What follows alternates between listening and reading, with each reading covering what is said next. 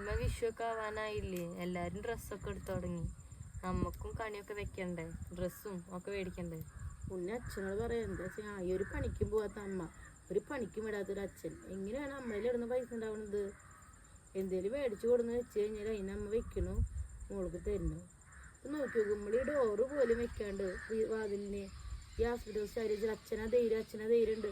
പിന്നെ ഞാൻ ഉള്ളപ്പോൾ നിങ്ങൾ എന്തിനാ പേടിക്കണമെന്ന് പറഞ്ഞിട്ട് എത്ര നാളെ പറഞ്ഞിട്ട് ഈ അന്ന് ഡോറ് പൊളിച്ചപ്പോട്ട് പറഞ്ഞു തുടങ്ങിയതാ. പിന്നെ വെച്ചിട്ടുണ്ടാ ഒന്നുമില്ല. ഇവിടെ കിണറ്റിലെ കയറ് പൊട്ടിയിട്ട് എന്ന് അമ്മ ഈ ഏച്ചട്ടി കോരൽ തുടങ്ങിയതാ. പേടിച്ചു ഈ ഒടുക്കത്തെ കൂടിയാണ് എല്ലാത്തിനും കാരണം. എല്ലാ വീട്ടിലും വിഷു ഓണൊക്കെ കഴിഞ്ഞാൽ മക്കളും അച്ഛനും അമ്മയും കൂടി ആഘോഷിക്കുക.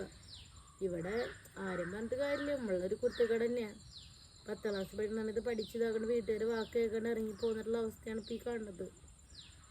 ഒരു ആവശ്യം ഉണ്ടായിരുന്നില്ല, അന്ന് പ്രേമം തലയ്ക്ക് പിടിച്ചിട്ട് ഇറങ്ങിപ്പോയി. ഇപ്പം അനുഭവിക്കാവുന്നതിൻ്റെ അപ്പുറം അനുഭവിച്ചു.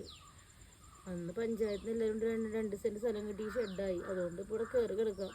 വാടകക്കാർ വന്നിട്ട് ഇറങ്ങി പോകാനൊന്നും പറയില്ല. എന്തായാലും അടുത്ത കൊല്ലം എൻ്റെ കുട്ടിക്ക് എല്ലാം അമ്മ ശരിയാക്കി തരുന്നുണ്ട് കേട്ടോ.